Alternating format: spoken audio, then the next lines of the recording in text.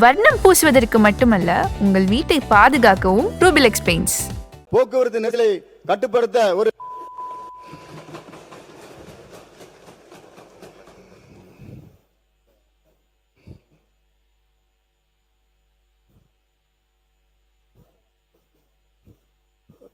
திருப்பூர் புஷ்பா தியேட்டரில் இருந்து அம்மாபாளையம் வரை போக்குவரத்து நெரிசலை கட்டுப்படுத்த வேண்டும் என்று ஒரு மிகப்பெரிய மேம்பாலத்தை அமைத்து தர வேண்டும் என்று திருப்பூர் மக்களின் சார்பாக மாண்புமிகு முதலமைச்சர் அண்ணன் அவர்களிடத்திலே கேட்டுக்கொள்கிறேன். 100% ZLD செய்தால் வட்டியில்லா கடனை மானியமாக மாற்றி தருவதாக அறிவிக்கப்பட்டுள்ளது.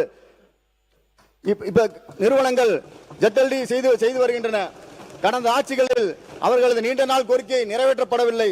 எனவே நமது அரசு 203 கோடி வட்டியில்லா கடனை மானியமாக மாற்றி அறிவித்தால் அரசிடம் உள்ள சொத்து பத்திரங்கள் அவர்களுக்கு திரும்ப கிடைக்கும். அதனை வைத்து அவர்கள் சோலார் மின்சார அமைப்பையும் சுத்திகரிப்பு நிலையத்தில் நவீன கருவிகளை அமைக்க முடியும். எனவே நமது ஆட்சியில் இதை செய்து தருமாறு தாழ்மையுடன் கேட்டுக்கொள்கிறேன். திருப்பூர் மக்களும் அதை வேண்டுகோளாக கேட்கின்றனர். மாண்புமிகு பேரவைத் தலைவர் அவர்களே, ஒரு நல்ல திட்டத்தை உருவாக்குவதற்கு முன் அதிகார அனுபவம் தேவைப்படலாம். ஆனால் மக்களின் கண்ணீரை துடைக்க, மக்களின் பிரச்சனையை தீர்க்க ஒரு நல்ல மனம் இருந்தால் போதும். அதுதான் எங்கள் தலைவர் அண்ணன் விஜய் அவர்கள் எங்கள் கற்றுக் கொடுத்த அரசியல்.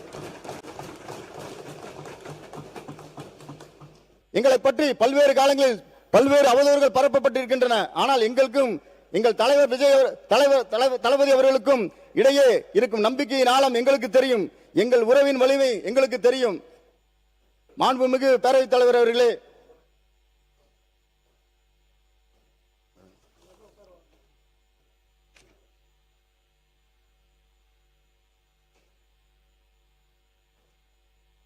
இந்த பேச வாய்ப்படுத்த மாண்புமிகு முதலமைச்சர் அவர்களுக்கும் பேரவைத் தலைவர் அவர்களுக்கும் என்னுடைய நன்றியை தெரிவித்துக் கொண்டு, வாழ்க மக்கள், வளர்க தமிழ்நாடு, வெல்க திருப்பூர், வெல்க தமிழக வெற்றி கழகம். நன்றி கூறி விடைபெறுகிறேன். நன்றி, வணக்கம். மாண்பு உறுப்பினர் தமிமுன் அன்சாரி அவர்கள் உட்காருங்க. மாண்புமிகு பேரவை தலைவர் அவர்களே, மாண்புமிகு முதல்வர் அவர்களே, அமைச்சர் பெருமக்களே, எதிர்க்கட்சி தலைவர்கள் உள்ளிட்ட மாண்புமிகு உறுப்பினர்களே, அந்தி சாயும் பொன்மாலை பொழுதில் எனக்கு அளித்த அந்த வாய்ப்புக்கு முதலிலே நன்றியை தெரிவித்துக் கொள்கின்றேன். பேரன்புக்குரிய இந்த அவையில் இருக்கக்கூடிய சான்றோர்களே, இங்கே இந்த துறையை பற்றி பேசிக் கொண்டிருக்கின்ற பொழுது சாதிவாரி கணக்கெடுப்பை குறித்த ஒரு விவாதம் நடைபெற்றது. அந்த விவாதத்தில் பெரும் மரியாதைக்குரிய அவைத்தலைவர் அவர்களும் கருத்துக்களை பதிவு செய்து அதை மாநில அரசு எடுப்பதற்கான வாய்ப்புகள் இருந்தால் செய்ய வேண்டும் என்ற அக்கறையை வெளிப்படுத்தினீர்கள்.